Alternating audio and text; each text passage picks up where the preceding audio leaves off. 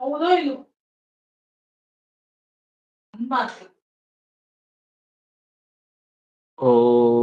Maria ಹೇಳಿ.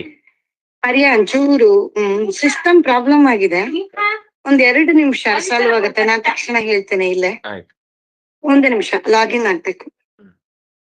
Mobile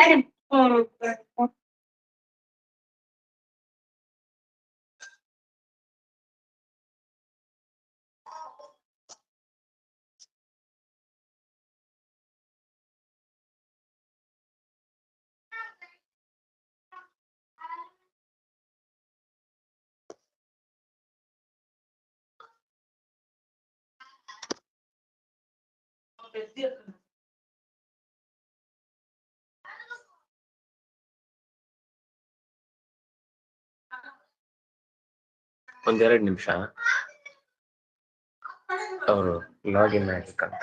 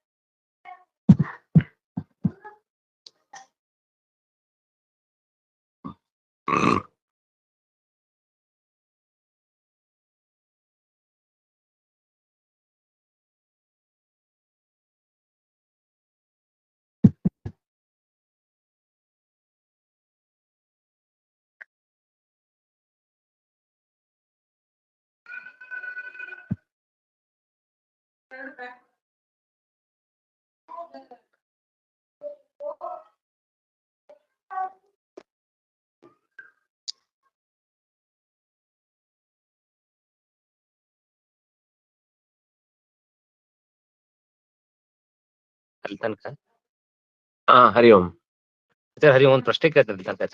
ಹೇಳಿ ಹೇಳಿ. ಈ ಈ ಸ್ವಸ್ತಿ ವಾಚನದಲ್ಲಿ ಪತ್ನಿಂ ಸ್ವದಕ್ಷಿಣತ ಉಪವಿಶ್ಯ ಅಂತ ಹೇಳ್ತಾರ ಸರ್ ಅಲ್ಲಿ. ಆದ್ರೆ ಆಚಾರದ ತಾತ್ಪರ್ಯದೊಳಗೆ ಲಕ್ಷ್ಮಿ ಇದು ಹೆಂಡತಿ ಎಡಗಡೆ ಇರ್ಬೇಕಂತಾರ ಸರ್. ಅಲ್ಲಿ ಹಾಗೆ ಮತ್ತೆ ಇಲ್ಲಿ ಯಾಕೆ ಹೀಗೆ ಸರ್? ಹೌದು, ಅದು ಆ ಪ್ರೋಕ್ಷಣೆಯ ಸಂದರ್ಭದಲ್ಲಿ ಮಾತ್ರ ಹಾಗೊಂದು ನಿಯಮ ಬಂದಿದೆ. ಅದು ಯಾಕೆ ಅಂದ್ರೆ ಅದರ ಆಂತರಿಕ ಉದ್ದೇಶ ಏನು ಅಂತ ಅಂದಾಜಿಲ್ಲ. ಯಾಕಂದ್ರೆ ಆಚಾರ ತಾತ್ಪರ್ಯ ಒಳಗಂತೂ ಹೆಂಡತಿಯನ್ನು ಎಡಕ್ಕೆ ಇರ್ಬೇಕಂತ ಅದನ್ನು ಪೌರೋಹಿತ್ಯದಲ್ಲೂ ಒಪ್ಕೊಳ್ತಾರೆ. ಆ ಹೊತ್ತಿಗೆ ಮಾತ್ರ ಹಾಗೆ ಕೂಡಿಸ್ತಾರೆ ಅಷ್ಟೇ. ಬೇರೆ ಟೈಮಲ್ಲೆಲ್ಲ ಅವ್ರು ಯಥಾ ಪ್ರಕಾರ ಎಡಗಡೆಯಲ್ಲೇ ಇರ್ತಾರೆ. ಆ ಹೊತ್ತಿಗೆ ಮಾತ್ರ ಕರೀತಾರೆ ಅಂದ್ರೆ ಏನೋ ಒಂದು ಬೇರೆ ವಿಶೇಷ ಇರ್ಬೇಕು ಅಂತ ಅರ್ಥ ಅಲ್ವಾ? ಅಲ್ಲ, ಅದ್ರ ಇಡೀ ಸ್ವಸ್ತಿ ವಾಚನ ಅಷ್ಟೇ ಇಲ್ಲ ಸರ್, ಮುಂದೆ ಮಾಡುವಂತ ಎಲ್ಲಾ ಕಾರ್ಯಕ್ರಮಗಳಲ್ಲಿಯೂ ಕೂಡ ಇವ್ರು ಬಲಕಣೆ ಕೂಡಿಸ್ಕೊತಾರೆ ಸರ್. ಅದು ದೀಕ್ಷಿತರಾಗಿ ಕೂಡುವಾಗ ಅಂದ್ರೆ ಏನಂತಾರೆ ಅವರು ಆವಾಗ ಏನಂತಾರೆ ಈ ಭೋಗವನ್ನ ಬಿಟ್ಟಿರ್ಬೇಕು ಅಂತ ಅರ್ಥ. ಈ ಅಂದ್ರೆ ಇದು ನಿತ್ಯದ ಕರ್ತವ್ಯ ಅಲ್ಲಲ್ಲ. ಸ್ವಸ್ತಿ ವಾಚನ ಅಂತ ಅನ್ನೋದು ಯಾವ್ದಾದ್ರು ವಿಶೇಷ ಸಂಸ್ಕಾರ ಇದ್ದಾಗ ಮಾಡುವಂತದ್ದು. ಈಗ ಶ್ರಾದ್ದಕ್ಕೆ ಹೇಗೆ ತ್ಯಕ್ತ ಮೈಥುನ ಅಂತ ಹೇಳ್ತಾರೋ ಹಾಗೇನೆ ಈ ಕರ್ಮಾಂಗಗಳಿಗೂ ಕೂಡ ಆತ ಆ ಟೈಮಲ್ಲಿ ಬಲಗಡೆಯಲ್ಲಿ ಇದ್ದಾರೆ ಅಂತಂದ್ರೆ ಅವರು ಭೋಗದ ವ್ಯವಸ್ಥೆಯಿಂದ ಅಂದ್ರೆ ಅದನ್ನ ಬಿಟ್ಟು ಬದುಕ್ತಾ ಇದ್ದಾರೆ ಅಂತ ಅರ್ಥ. ವ್ರತದಲ್ಲಿ ಬ್ರಹ್ಮಚರ್ಯದಲ್ಲಿ ಇರುವುದು ಅನ್ನೋ ಅರ್ಥದಲ್ಲಿ ಆ ಪ್ರಸಂಗ ಕಾಣುತ್ತೆ. ಯಾಕಂದ್ರೆ ಅದು ಹಾಗೆ ನಿಯಮಗಳನ್ನ ಹೇಳುವಾಗ ಅವರು ಅಲ್ಲಿ ಪೂರ್ವೇದ್ಯು ಪೂರ್ವ ದಿವಸಗಳಲ್ಲಿ ಅವರು ಈ ಏನು ಸೇರುವುದು ಅನ್ನುವ ರೀತಿಯ ವ್ಯವಸ್ಥೆಯಿಂದ ಹೊರಗಿರ್ಬೇಕು ಅಂತ ವ್ರತಕ್ಕೆ ನಿಯಮ ಅದು. ಹಾಗಾಗಿ ಅದನ್ನ ದ್ಯೋತನೆ ಮಾಡ್ಲಿಕ್ಕೋಸ್ಕರ ಅವರು ಬಲಗಡೆ ಕೂತಿರ್ತಾರೆ. ಇನ್ನೇನಾದ್ರೂ ಬೇರೆ ಕಾರಣ ಇರ್ಬೋದು. ಇದು ಒಂದು ನನಗೀಗ ಹೊಳೆದದ್ದು. ಇದು ಬಿಟ್ಟು ಇನ್ನೇನಾದ್ರೂ ಇದ್ರೆ ನೋಡ್ಬೇಕು. ಇಲ್ಲ ಸರ್, ಇದು ನಾವು ಏನಂತಂದ್ರೆ ಇಲ್ಲಿ ಮಾಡಿಸುವಾಗ ಅದನ್ನ ತಾತ್ಪರ್ಯ ನಿರ್ಣಯ ಮಾತಿಟ್ಕೊಂಡು ಅವತ್ತಿಂದ ಎಡೆಕಡೆ ಕುಡಿಸಿಗತ್ತೆ ಸರ್. ಮೊನ್ನೆ ಹೋದ್ರು ಒಬ್ರು ಆಕ್ಷೇಪ ಮಾಡಿದ್ರೆ ಇಲ್ಲ ಬಲಕೆ ಕುಡಿಸೋದು ಪೌರೋಹಿತ್ಯ ವೃತ್ತಿಯಲ್ಲಿ ಅದೇ ಅದಂತ ಅವರು ಅದಕ್ಕೆ ಅವರು ಏನ್ ಕಾರಣ ಕೊಡ್ಲಿಲ್ಲ ಸರ್. ಅಷ್ಟೇ ಹೇಳಿದ್ ನೀವ್ ಹೇಳ್ದಂಗೆ ಅಂದ್ರೆ ಏನೋ ಕಾರಣ ಇರ್ಬೇಕಾದ್ರೆ ನನಗೂ ಸದ್ ಗೊತ್ತಿಲ್ಲ, ಆದ್ರೂ ಎಲ್ಲರೂ ಹೆಂಗೆ ಮಾಡ್ತಾರ ಅಂತ ಅಂದ್ರೆ ಸರ್. ಸ್ವಲ್ಪ ನೋಡಿ ಸರ್ ಇದನ್ನ ಮಾಡಿ, ನೋಡಿ ವಿಚಾರಿಸಿ ಹೇಳಿ. ಸರಿ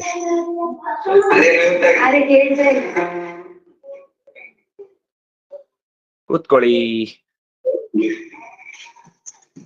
ಓಂ ಜನ್ಮಾದ್ಯಸ್ಯ ಯತೋನ್ಮಯಾದಿತರತಶ್ಚಾರ್ಥೇಷ್ವಭಿಜ್ಞಸ್ವರಾಟ್ ತೇನೇ ಬ್ರಹ್ಮಹೃದಾಯ ಆದಿಕವಯೇ ಮುಹ್ಯಂತಿ ಯಂ ಸೂರಯಃ ತೇಜೋ ವಾರಿಮೃದಾಂ ಯಥಾ ವಿನಿಮಯೋ ಯತ್ರ ತ್ರಿಸರ್ಗೋ ಮೃಷಾ ಧಾಮ್ನಾ ಸ್ವೇನ ಸದಾ ನಿರಸ್ತಕುಹಕಂ ಸತ್ಯಂ ಪರಂ ಧೀಮಹಿ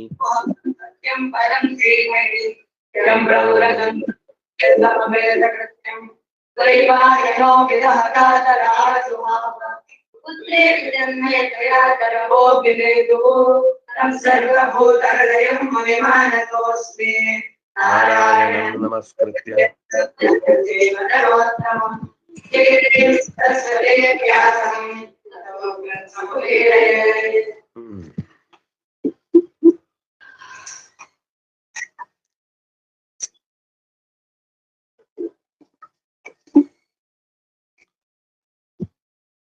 ನಮಗೆ ಮೊದಲಿಗೆ ಬಡಿಸ್ಲಿ ಅಂತ ಆಸೆ ಇದ್ರು ಕೂಡ ಅವಳು ಮೊದಲೇ ದೇವತೆಗಳಿಗೆ ಬಡಿಸಿ ಆದ್ರೂ ಕೂಡ ನಾನು ಏನ್ ಮಾಡ್ತೀನೋ ಅದನ್ನ ನೀವು ವಿರೋಧಿಸಬಾರ್ದು ಅಂತ ಒಂದು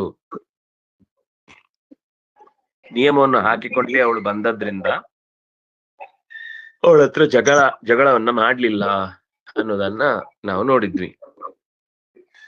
ಯಾಕೆಂದ್ರೆ ಅವಳು ಮೊದ್ಲೇ ನೀವೆಲ್ಲ ಗೌರವಾನ್ವಿತರು ಅಂತ ತುಂಬಾ ಸಾಚಾಗಳು ಅನ್ನೋ ತರ ಅವರನ್ನ ಗುರುತಿಸಿದ್ಲು. ಆದ್ರಿಂದ ಆ ಮಾತಿಗೆ ಕಟ್ಟು ಬಿದ್ದು ನಾವು ಹಾಗೆ ನಮ್ಮನ್ನ ನಾವು ಗೌರವಾನ್ವಿತರಾಗಿ ಉಳಿಸ್ಕೊಳ್ಬೇಕು ಅಂತ ಅವಳ ಹತ್ರ ಏನು ಜಗಳ ಆಡದೆ ಸುಮ್ನೆ ಅವಳು ಬಡಿಸಿದ್ರೆ ಆಯ್ತು, ಸಿಕ್ಕಿದ್ರೆ ಸಾಕು, ತಿಂದ್ರೆ ಆಯ್ತು ಅಂತ ಅನ್ಕೊಂಡ್ರು. ಇಷ್ಟು ಕಥೆಯನ್ನು ನಾವು ಹಿಂದೆ ಕೇಳಿದ್ವಿ. ಇದಾದ ಬಳಿಕ ಒಂದು ಪ್ರಕರಣ ನಡೆಯಿತಲ್ಲಿ. ಏನ್ ನಡೆಯಿತು ಅನ್ನೋದನ್ನ ಹೇಳ್ತಿದ್ದಾರೆ. 69ನೇ ಶ್ಲೋಕ, 8ನೇ ಸ್ಕಂಧ 8ನೇ ಅಧ್ಯಾಯ 69ನೇ ಶ್ಲೋಕ. ದೇವಲಿಂಗ ಪ್ರತಿಚ್ಛನ್ನ ಪ್ರವಿಶ್ಯತೋ ಮಮಪಿ ಬಚ್ಚಂದ್ರಾರ್ಕಾಭ್ಯಾಂಚ ಸೂಚಿತಃ. ಈ ರಾಹು ಅಂತ ಒಬ್ಬ ದೈತ್ಯ ಇದ್ದ. ಅಲ್ಲ, ಅದು ರಾಹುಲ್ ಆದ್ರೂ ತೊಂದ್ರೆ ಇಲ್ಲ, ಹಾಗೇನೆ ಅದು ದೇವತೆಗಳ ವೇಷ ಹಾಕೊಂಡು ಬಂದ್ ಕೂತಿದ್ದ. ಅವನು ಕೂಡ ಯಜ್ಞೋಪವೀತ ಹಾಕೊಂಡು ತಲೆ ಮೇಲೆ ಎಲ್ಲ ಕಿರೀಟ ಇಟ್ಕೊಂಡು ಬಂದ್ಬಿಟ್ಟಿದ್ದ, ನಾನು ಕೂಡ ದೇವತೆ ಅಂತ ಹೇಳ್ಕೊಂಡು. ಸ್ವರ್ಭಾನು ದೇವ ಸಂಸದಿ, ದೇವತೆಗಳ ಗುಂಪಿನಲ್ಲಿ ಬಂದು ಕೂತಿದ್ದಾನೆ. ಸೋಮಂ ಅಪಿಬತ್, ಅವನೇನ್ ಮಾಡಿದ ಅಂದ್ರೆ ಗುಂಪಿನಲ್ಲಿ ಕೂತು ಅವಳು ಬಡಿಸ್ತಾ ಇದ್ದಂತಹ ಸೌಟಲ್ಲಿ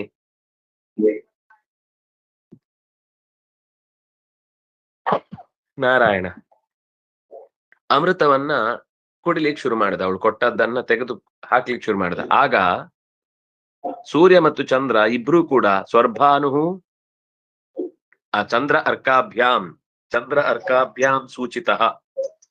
ಚಂದ್ರ ಮತ್ತು ಅರ್ಕ ಅಂದ್ರೆ ಸೂರ್ಯ ಮತ್ತು ಚಂದ್ರರಿಂದ ಸೂಚಿಸಲ್ಪಟ್ಟವನಾಗಿ ಗೊತ್ತಾಯಿತು. ಯಾರಿಗೆ? ಮೋಹಿನಿಗೆ. ಅವರಿಬ್ರು ಕೂಡ ನೋಡಿ ಇವ್ರ ಮಧ್ಯದಲ್ಲಿ ನಮ್ಮ ಹತ್ತಿರದಲ್ಲಿ ಕೂತಿದ್ದಾರೆ ಅಂತ ಮಕ್ಕಳು ಗಲಾಟೆ ಮಾಡಿದ್ರ. ಸಾರ್ ಇಲ್ಲಿ ನೋಡಿ ಇವ್ರು ಹೀಗ್ ಮಾಡ್ತಿದ್ದಾರೆ, ಸಾರ್ ಅಲ್ಲಿ ನೋಡಿ ಇವ್ರು ಹಂಗ್ ಮಾಡ್ತಿದ್ದಾರೆ ಅಂತ. ಹಂಗೆ ಇವರಿಬ್ರು ಜೋರಾಗಿ ಎಲ್ರಿಗ್ ಕೇಳುವ ಹಾಗೆ, ಮೋಹಿನಿ ದೇವಿ ಮ್ಯಾಮ್ ನೋಡಿ ಇಲ್ಲಿ ನಮ್ಮ ಮಧ್ಯದಲ್ಲಿ ಬಂದು ಕೂತಿದ್ದೀವಿ.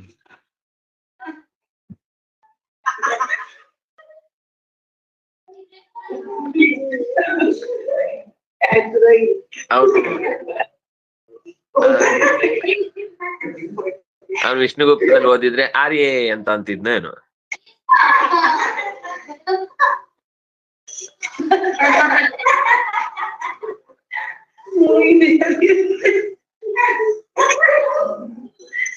ಚಂದ್ರಾರ್ಕಾಭ್ಯಾಂ ಸೂಚಿತಃ ಸೋಮಂ ಅಪಿಬತ್. ನೀರು ಆ ಸೋಮವನ್ನ ಕೈಗೆ ಕೊಟ್ಟಂತಹ ಅಮೃತವನ್ನ ಪಾನ ಮಾಡಿದ್ರು. ಮುಂದಿನ ಶ್ಲೋಕ. ಚಕ್ರೇಣ ಕ್ಷುರಧಾರೇಣ ಜಹಾರ ಪಿಬತ ಶಿರ ಹರಿತಸ್ಯ ಕಬಂಧಸ್ತು ಸುಮಯಾ ಪ್ಲಾವಿತೋ ಪತತ್.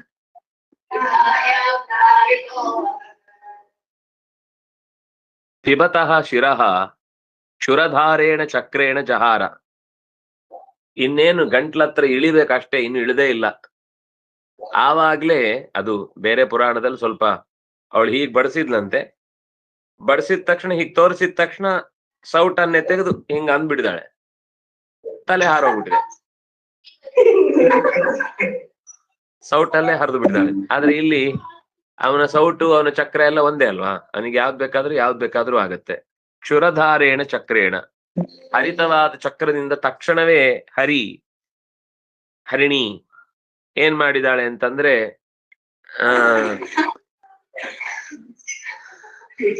ತಲೆ ಹಾರಿಸ್ಬಿಟ್ಟಿದ್ದಾಳೆ. ಕ್ಷುರಧಾರೇಣ ಚಕ್ರೇಣ ಜಹಾರ, ಹಾರಿಸ್ಬಿಟ್ಟಿದ್ದಾನೆ ತಲೆ. ತಸ್ಯ ಕಬಂಧಸ್ತು ಸುಧಯ ಪ್ಲಾವಿತ.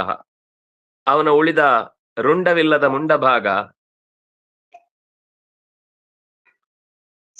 ಶುದ್ಧೋದದ ಸಮುದ್ರದಲ್ಲಿ ಬಿದ್ದಿದೆ. ಪ್ಲಾವಿತ ಅಪತತ್, ತೇಲ್ತಾ ಬಿದ್ದೋಯ್ತು. ಅಂದ್ರೆ ಅದು ಸಮುದ್ರದಲ್ಲಿ ಬಿದ್ದೋಯ್ತು. ತಲೆ ಮಾತ್ರ ಹಾರೋಯ್ತು.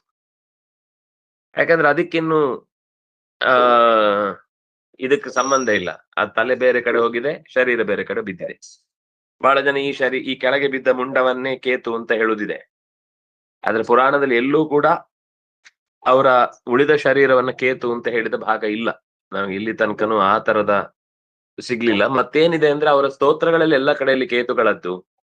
ಅವರ ಆಕಾಶ ಕಾಯಗಳು 101 ಜನ. ಅದು ಕೇತು ಅಂದ್ರೆ ಒಬ್ಬ ಅಲ್ಲ, ಕೇತುಭ್ಯೋ ನಮಃ. ಅವರು 101 ಜನ ಇದ್ದಾರೆ. ಬ್ರಹ್ಮಮಾನಸ ಪುತ್ರಾಹ, ಅವರು ಬ್ರಹ್ಮಪುತ್ರಾಹ ಏಚ ಸದನಾಶಿಷಃ ಅಂತ ಅವರನ್ನ ಸ್ತೋತ್ರ ಮಾಡುವಾಗ ಬ್ರಹ್ಮನ ಮಕ್ಕಳು ಅಂತ ಕರೀತಾರೆ. ಅವ್ರು 101 ಜನ, ಒಂದು ಗುಂಪದು. ಈ ಅಶ್ವಿನಿ ನಕ್ಷತ್ರಗಳು ಅಂತ ಹೇಳ್ತಾರಲ್ಲ, ಜೋಡಿ ನಕ್ಷತ್ರಗಳು. ಹಾಗೆ ಇದೊಂದು ಜೋಡಿ ಗ್ರಹ, ಅಂದ್ರೆ ಜೋಡಿ ಅಲ್ಲ, 101 ಸಂಖ್ಯೆಯ ಗುಂಪಿನ ಒಂದು ಆಕಾಶ ಕಾಯದ ಗುಂಪು. ಸರಿ, ತಲೆ ಏನಾಯ್ತು? ಶಿರಸ್ತ್ವಮರತಾಂ ನೀತಂ ಅಜೋಗ್ಲಹ ಮಹೀಕ್ಲಪತ್ ಯಸ್ತು ಪರಮಣಿ ಚಂದ್ರಾರ್ಕೌ ಅಭಿಧಾವತಿ ವೈರಧೀ. ಶಿರಃ ಅಮರತಾಂ ನೀತಂ. ತಲೆ ಅಮೃತವನ್ನ ಕುಡ್ದದ್ರಿಂದ ಅವನ್ ಸತ್ತ, ತಲೆ ಸಾಯ್ಲಿಲ್ಲ. ಯಾಕಂದ್ರೆ ತಲೆಗೆ ಅಮರತ್ವ ಬಂದ್ಬಿಡ್ತು. ಯಾಕಂದ್ರೆ ಅವನನ್ನ ಕತ್ತಿಯಿಂದ ಕೆತ್ತಿ ಬಿಟ್ಟಿದ್ದಾನೆ.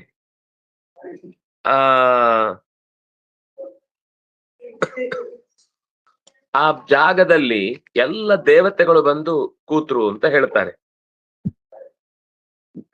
ರಾಹುಕೇತು ಅಂತ ಈ 2 ಗ್ರಹಗಳು ನಾವು ಆಕಾಶದಲ್ಲಿ ನೋಡುವಂಥದ್ದು.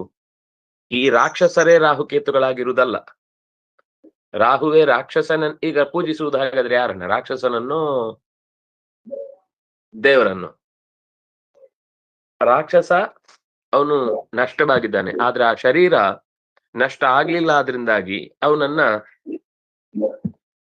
ಯಾರು ತಲೆಯನ್ನ ಮಾತ್ರ ಆಶ್ರಯಿಸಿ ದೇವತೆಗಳು ಬಂದು ನೆಲೆಸಿದ್ರು. ಆ ದೇವತೆಗಳ ಗುಂಪಿನಿಂದ ಕೂಡಿದ್ದಾದ್ರಿಂದಾಗಿ ಅದು ಇಲ್ಲಿ ಅಮೃತದಿಂದ ಸಂರಕ್ಷಿತವಾಯಿತು ಅನ್ನುವ ಕಾರಣಕ್ಕಾಗಿ, ಅಂದ್ರೆ ಆ ಶರೀರಕ್ಕೆ ಒಂದು ಯೋಗ್ಯತೆ ಬಂತು ಅಮೃತದ ಪಾನದಿಂದಾಗಿ. ಅವನು ಅಮೃತಕ್ಕೆ ಯೋಗ್ಯನಲ್ಲದೇ ಇದ್ರು ಕೂಡ. ಆದ್ರಿಂದಾಗಿ ಉಳಿದವರೆಲ್ಲ ಸೇರ್ಕೊಂಡು ಆ ತಲೆ ಹಾಳಾಗದ ಹಾಗೆ, ಆ ತಲೆ ವ್ಯರ್ಥ ಆಗದ ಹಾಗೆ ಅಲ್ಲಿ ಬಂದು ನೆಲೆಸಿದ್ರು ಅಂತ. ಈ ಉಳಿದ ವಿವರಣೆ ಇಷ್ಟು ಇಲ್ಲೇ. ಇಲ್ಲಿ ಜಸ್ಟ್ ಏನಿದೆ ಅಂದ್ರೆ ಆ ತಲೆ ಅಮರತಾಂ ನೀತ ಅಷ್ಟೇ ಇದೆ. ಅವನ ಅಮರತ್ವವನ್ನು ಹೊಂದಿದ್ದಲ್ಲ. ಹಾಗಾದ್ರೆ ರಾಕ್ಷಸರಿಗೆ ಅಮೃತ ಬರಬಾರ್ದು ಅಂತ ತಾನೇ ಇಷ್ಟೊತ್ತು ಮಾಡಿದ್ದು. ಹೀಗಾಯ್ತು ಅಂದ್ರೆ ಅವನೊಬ್ಬ ಅಮರನಾಗ್ಬಿಟ್ಟ ಅಲ್ವಾ. ಆದ್ರಿಂದಾಗಿ ಅಲ್ಲಿ ಅದಕ್ಕೊಂದು ಗ್ರಹತ್ವವನ್ನ ದೇವತೆಗಳೆಲ್ಲ ಸೇರಿ ಕೂತ್ರು. ಆದ್ರೆ ಅವನ್ ಏನ್ ಮಾಡ್ದ? ಜೀವ ಸಾಯಲ್ಲ, ಜೀವ ಅನ್ನೋದು ನಿತ್ಯ ಅಲ್ವಾ. ಏನದು ನೇಮೇ ಜನಾಧಿಪಾಹ ನಚೈವನ ಭವಿಷ್ಯಾಮಹ ಸರ್ವೇ ವಯಮತಃ ಪರಂ. ನಾವೆಲ್ಲರೂ ಇರ್ತೀವಿ, ನೀವ್ ಇರ್ತೀರಿ, ಅವರು ಇರ್ತಾರೆ, ಎಲ್ಲರೂ ಇರ್ತಾರೆ ಅಂತ ತಾನೆ ಕೃಷ್ಣ ಹೇಳಿದ್ದು. ಮತ್ತೆ ಏನಾಯ್ತು ಅಂದ್ರೆ ಅವನಿಗೆ ವೈರ ಹುಟ್ಕೊಳ್ತು. ಯಾರು? ಆ ನೋಡಿ ಸಾರ್, ಅವನೇ ಬಂದ್ ಮಧ್ಯದಲ್ಲಿ ಕೂತಿದ್ದು ಅಂತ ದೂರ್ ಕೊಟ್ರಲ್ಲ ಇಬ್ರು. ಯಾವಾಗ್ಲೂ ಕ್ಲಾಸಲ್ಲಿ ಲೀಡರ್ ಆದ್ರೆ ಅವ್ರು ಎಲ್ರ ಹತ್ರನು ದ್ವೇಷ ಜಾಸ್ತಿ ಇರುತ್ತೆ, ಹೆಸರು ಬರೀತಾರೆ ಬೋರ್ಡ್ ಅಲ್ಲಿ ಅಂತ. ಹಾಗಾಗಿ ಆ ವ್ಯಕ್ತಿಯ ಬಗ್ಗೆ ಚಂದ್ರಾರ್ಕೌ ಅಭಿಧಾವತಿ ವೈರಧೀಹಿ. ಪರ್ವಕಾಲ ಅಂದ್ರೆ ಹುಣ್ಣಿಮೆ ಮತ್ತು ಅಮಾವಾಸ್ಯೆ. ಅಂದ್ರೆ ಅವನು ಕೂಡ ಶಿಸ್ತಿದ್ದಾನೆ. ಹುಣ್ಣಿಮೆ ದಿವಸ ಸೂರ್ಯ ಗ್ರಹಣ ಆಗುದಿಲ್ಲ, ಅಮಾವಾಸ್ಯೆ ದಿವಸ ಚಂದ್ರಗ್ರಹಣ ಆಗುದಿಲ್ಲ. ಹುಣ್ಣಿಮೆ ದಿವಸ ಚಂದ್ರಗ್ರಹಣ ಆಗತ್ತೆ, ಅಮಾವಾಸ್ಯೆ ದಿವಸನೇ ಸೂರ್ಯಗ್ರಹಣ ಆಗತ್ತೆ. ಅವನು ಶಿಸ್ತವನು. ಬಂದು ಅವರಿಬ್ಬರನ್ನು ವೈರಧೀಹಿ, ವೈರದ ಬುದ್ಧಿಯಿಂದ ಅವರಿಬ್ಬರನ್ನು ಯಾವಾಗ್ಲೂ ಕೂಡ ಹಿಡಿದು ಕಾಡ್ಲಿಕ್ಕೆ, ನಾನ್ ಸಾಯಲ್ಲ ಅಂತ. ಈ ದುಷ್ಟರು ಹಾಗೇನೆ, ನಾನ್ ಸತ್ರು ಮರಿಯಲ್ಲ ಅಂತ ಇರ್ತಾರಲ್ಲ, ಅದು ಅವ್ರ ಲೆಕ್ಕದಲ್ಲಿ. ಅಂದ್ರೆ ಯಾರಾದ್ರೂ ಹಾಗೆ ಹೇಳ್ತಾರೆ ಅಂದ್ರೆ ಸ್ವಲ್ಪ ಎಲ್ಲೋ ಆಸುರಿ ಭಾವ ಇದೆ ಅಂತ ತಾತ್ಪರ್ಯ. ಪೀತ ಪ್ರಾಯೇ ಮೃತೆ ದೇವೈಹಿ ಭಗವಾನ್ ಲೋಕಪಾವನ ಪಕ್ಷತಾ ವಸುರೇಂದ್ರಾಣಾಂ ಸ್ವರೂಪಂ ಜಗೃಹೇ ವಿಭೋ. ದೇವತೆಗಳು ಅಮೃತ ಪೀತ ಪ್ರಾಯಿ, ದೇವತೆಗಳೆಲ್ಲ ಅಮೃತ ಕುಡಿದು ಡರ್ ಅಂತ ತೆಗ್ತಾ ಇದ್ದಾರೆ ಊಟ ಆದ್ಮೇಲೆ. ಭಗವಾನ್ ಲೋಕಭಾವನ, ದೇವತೆಗಳೆಲ್ಲ ಅಮೃತ ಕುಡ್ದಾದ್ಮೇಲೆ ಹರಿ ಆಗ್ಬಿಟ್ಟ. ಪಶ್ಯತಾಂ, ನೋಡ್ತಾ ಇದ್ದಾರೆ. ಅಮರೇಂದ್ರರು ಯಾರು? ಈ ಅಸುರೇಂದ್ರರೆಲ್ಲ ಅವಳನ್ನ, ಇವಳಿಗೆ ನಮ್ಗೂ ಬಂದು ಬಡಿಸ್ತಾಳೆ ಅಂದ್ರೆ ಚೊಂಬೆ, ಅವ್ರಿಗೆ ಎಂತದೂ ಇಲ್ಲ. ಸ್ವರೂಪಂ ಜಗೃಹೇ ವಿಭು, ಹರಿ ರೂಪವನ್ನ ತೊಟ್ಟು ಅಸುರೇಂದ್ರ ನೋಡ್ತಾ ಇದ್ದಾಗೇನೆ ಹೆಣ್ಣು ಗಂಡಾಗಿ ಬಿಡ್ತು. ವಾಪಸ್ ಚಕ್ರಶಂಕ ಗದಾಪದ್ಮ ಹಿಡ್ಕೊಂಡು ಸೀದಾ ಅವ್ರ ಜೊತೆ ಕರ್ಕೊಂಡು ಹೋಗೇ ಬಿಟ್ಟ. ಇವರೆಲ್ಲ ಕಾದು ತಟ್ಟೆ ಎಲೆ ಎಲ್ಲ ಮಾಡ್ಕೊಂಡು ಮೈ ಎಲ್ಲ ಚೆನ್ನಾಗಿ ಕ್ಲೀನ್ ಮಾಡ್ಕೊಂಡು ಬಂದು ರೆಡಿಯಾಗಿ ಹಸಿದುಕೊಂಡು ಕೂತದ್ದು. ಊಟ ಮಾಮೂಲು ಊಟ ಹಾಕ್ಲೇ ಇಲ್ಲ ಬಿಡಿ. ಅಮೃತ ಆದ್ರೂ ಸಿಗುತ್ತೆ ಅನ್ಕೊಂಡ್ರೆ ಅದು ಸಿಗದ ಹಾಗೆ ಬರೀ ಹೊಟ್ಟೆಯಲ್ಲಿ ಹಾಗೆ ಸಿಟ್ ಮಾಡ್ಕೊಂಡು ಹೊರಟೋಗುವಂಗಾಯ್ತು. ಏವಂ ಸುರಾಸುರಗಣ ಸಮದೇಶ ಕಾಲ ಹೇತ್ವರ್ಥಯೋಗ ಗತಯೋಪಿ ಫಲೇ ವಿಕಲ್ಪಾ ತತ್ರಾಮೃತಂ ಸುರಗಣ ಫಲಮಂಜಸಾಪು ಯತ್ಪಾದ ಪಂಕಜ ರಜ ಶ್ರಯಣಾನ್ನ ದೈತ್ಯಾ. ಈ ವೈರಕ್ಕೆ ಇನ್ನೊಂದು ಮುಖ್ಯ ಕಾರಣ ಇದು ಕೂಡ. ದೇವತೆಗಳಿಗೆಲ್ಲ ಸಿಕ್ತು, ನಮ್ಗೆ ಸಿಗ್ಲಿಲ್ಲ ಅನ್ನುವ ಕೋಪ ಅವರಲ್ಲಿ ಈಗ ಇನ್ನೂ ಜಾಸ್ತಿ ಆಯ್ತು. ಹೀಗೆ ದೇವತೆಗಳಿಗೂ ದೈತ್ಯರಿಗೂ ಕ್ಷೀರ ಸಮುದ್ರದ ಸ್ಥಳದಲ್ಲಿ ಮಥನ ಆಗುವಾಗ ಒಬ್ಬೊಬ್ಬರಿಗೆ ಒಂದೊಂದು ಸಿಗ್ತಾ ಬಂತು. ಮಥನದಿಂದ ಕಾಮಧೇನು ಬಂತು, ಅಮೃತದವರೆಗೆ ಅನೇಕ ಪದಾರ್ಥಗಳು ಬಂದವು. ಇವೆಲ್ಲವನ್ನು ಕೂಡ ಮಥನ ಮಾಡಬೇಕು ಅಂತ ಉಪಾಯವನ್ನು ಹೂಡಿದ್ದು ಭಗವಂತನೇ. ನಿಯಮದ ಪ್ರಕಾರ ಹೇಳಿದ್ರು ಇಬ್ರು ಕೂಡ ಕಾಯ್ಬೇಕು ಅಂತ, ಫಲ ಕೊಡ್ಲಿಕ್ಕೆ, ಫಲ ಪಡೆಯುವಾಗ ಕಾಯ್ಬೇಕು ಅಂತ. ಆದ್ರೆ ಆ ನಿಯಮವನ್ನು ಮುರಿದ್ರು.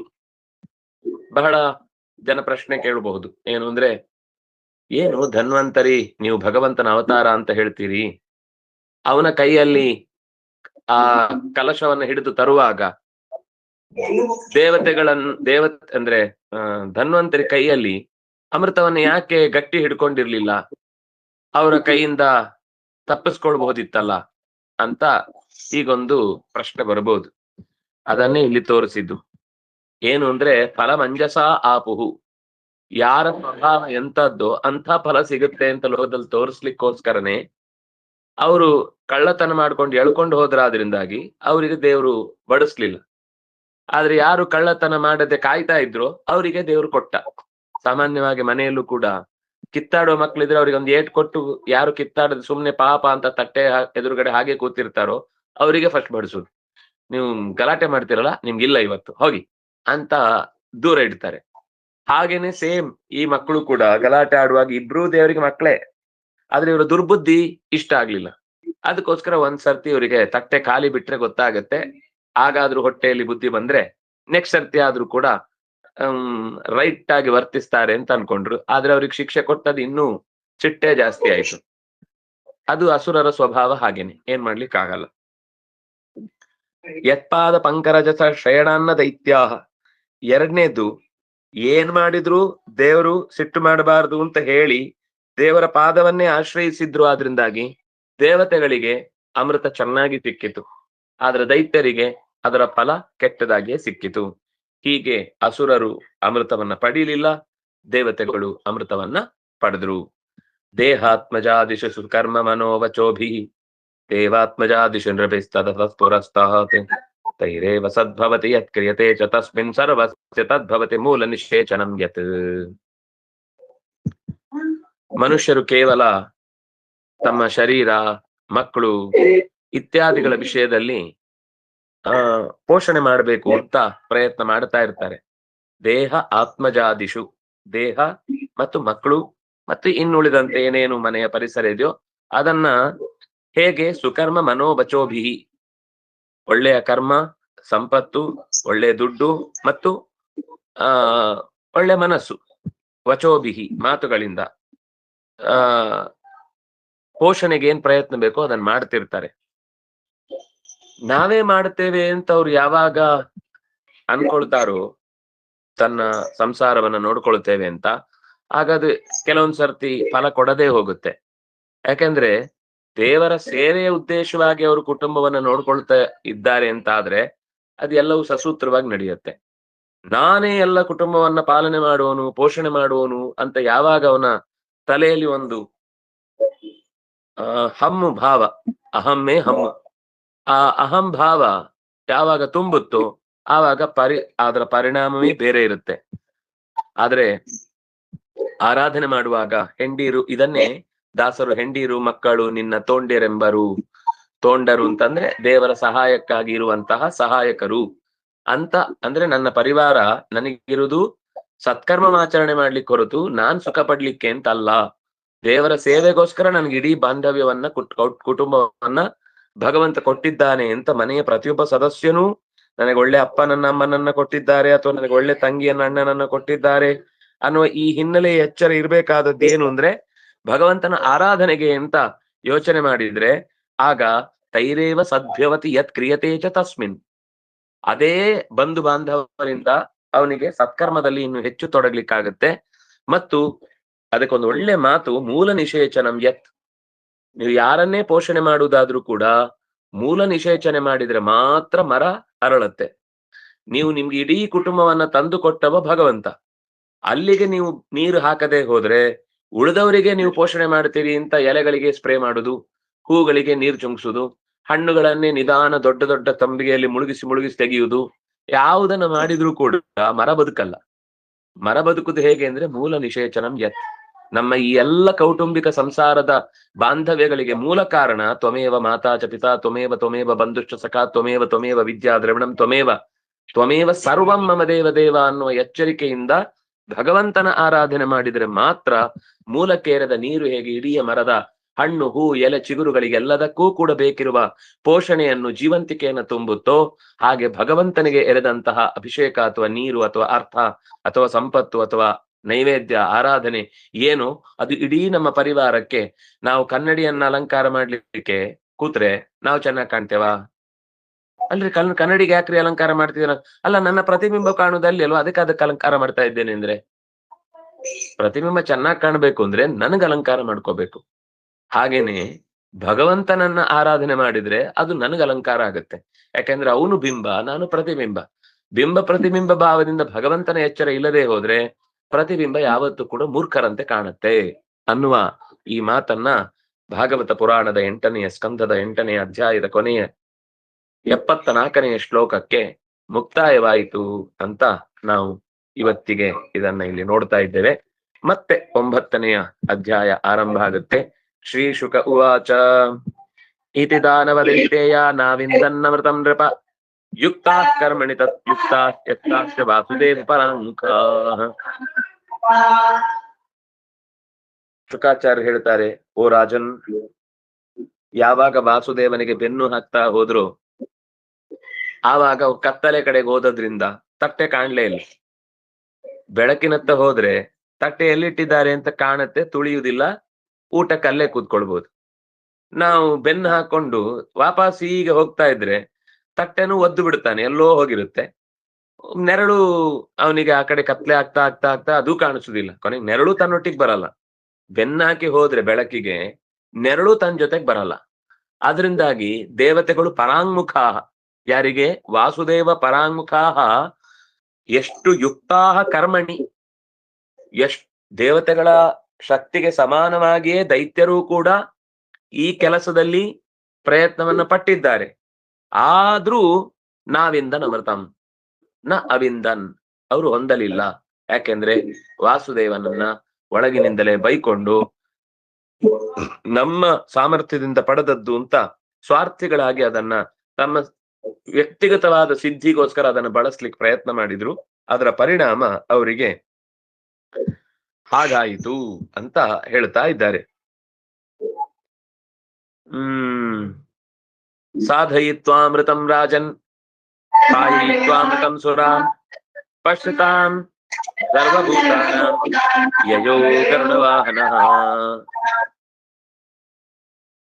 ಅಮೃತಂ ಸಾಧಯಿತ್ವ, ಶ್ರೀಹರಿಯು ಅಮೃತವನ್ನ ಸಿದ್ಧಿಸುವಂತೆ ಮಾಡಿ, ಸುರಾನ್ ಅಮೃತಂ ಪಾಯಿತ್ವ, ದೇವತೆಗಳಿಗೆ ಅಮೃತವನ್ನ ಪಾನ ಮಾಡಿಸಿ, ಸರ್ವಭೂತಾನಾಂ ಪಶ್ಯತಾಂ, ಎಲ್ಲ ಜೀವರಾಶಿಗಳು ಕಣ್ಣಿಗೆ ಕಾಣುವಂತೆಯೇ, ಜೀವರಾಶಿಗಳಿಗೆ ಅಂದ್ರೆ ಅಲ್ಲಿ ಆ ಮಥನದ ಕಾಲದಲ್ಲಿ ಯಾರೆಲ್ಲ ಇದ್ರು ಅವರೆಲ್ಲರಿಗೂ ಕಣ್ಣಿಗೆ ಕಾಣುವಂತೆಯೇ ಗರುಡ ವಾಹನ ಯಯೌ,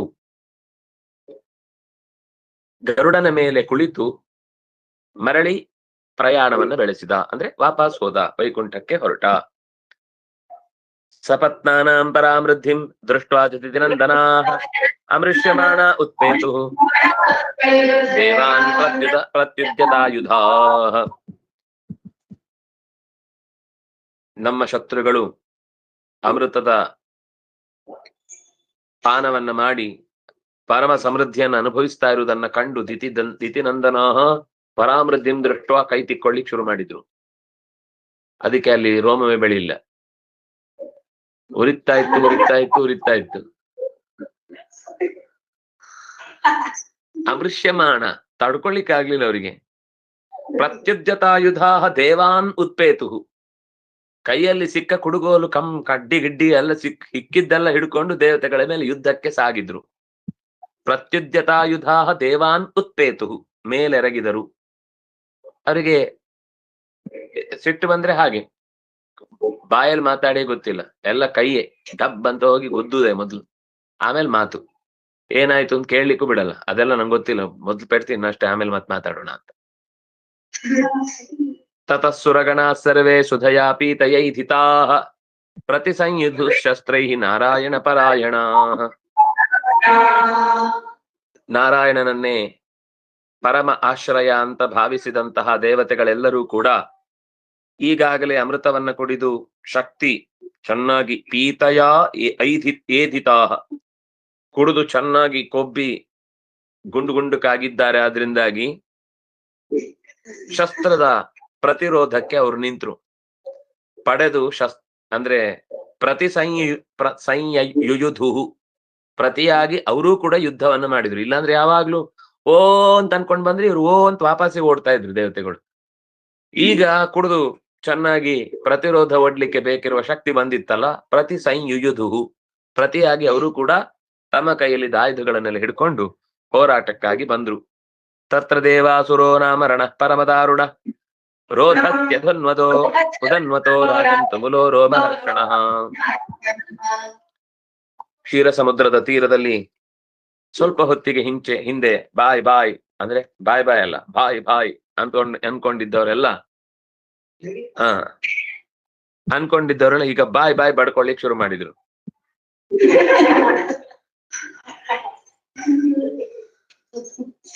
ರೋಧಸಿ, ಅತ್ಯಂತ ಅಂದ್ರೆ ನೆಲ ಆಕಾಶ ಒಂದಾಗುವ ಹಾಗೆ ಕ್ಷೀರ ಸಮುದ್ರದ ತೀರದಲ್ಲಿ ಬಲು ಘೋರವಾದ ಪರಮದಾರುಣ ರಣಃ ರೋಮಹರ್ಷಣಃ ಉದನ್ವತಃ, ತುಂಬಾ ಜೋರಾದ ರೀತಿಯಲ್ಲೇ ಮಹಾಯುದ್ಧ ನಡೆಯಿತು. ಯಾರಿಗೂ ಸಹಿಸ್ಲಿಕ್ಕಾಗ್ಲಿಲ್ಲ, ಅಷ್ಟು ತೀವ್ರವಾದ ಯುದ್ಧವನ್ನ ಮಾಡಿದ್ರು ಅನ್ನುವಲ್ಲಿಗೆ ಇವತ್ತಿನ ಚಿಂತನೆಯನ್ನ ಮುಗಿಸೋಣ. ನಾಳೆ ಮತ್ತೆ ಮುಂದುವರೆದ ಚಿಂತನೆಯನ್ನು ಅನುಸಂಧಾನ ಮಾಡೋಣ. ಕಾಯೇನ ವಾಚಾ ಮನಸೇಂದ್ರಿಯೈರ್ವಾ ಬುದ್ಧ್ಯಾತ್ಮನಾವಾನುಸುತ ಸ್ವಭಾವ ಕರೋಮಿ ಯದ್ಯತ್ ಸಕಲಂ ಪರಸ್ಮೈ ನಾರಾಯಣಾಯೇತಿ ಸಮರ್ಪಯಾಮಿ. ತಪಸ್ವಿನೋ ದಾನಪರಾಯ ಯಶಸ್ವಿನೋ ಮನಸ್ವಿನೋ ಮಂತ್ರವಿದಃ ಸುಮಂಗಲಾಃ ಕ್ಷೇಮಂ ನ ವಿಂದಂತಿ ವಿನಾಯ ದರ್ಪಣಂ ತಸ್ಮೈ ಸುಭದ್ರಶ್ರವಸೇ ನಮೋ ನಮಃ. ಬ್ರಹ್ಮಾರ್ಪಣಂ ಬ್ರಹ್ಮಹವಿಃ.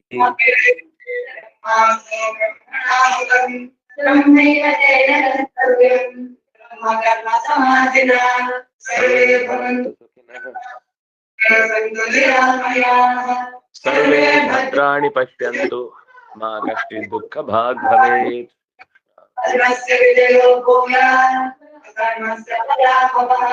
ಸಕಲ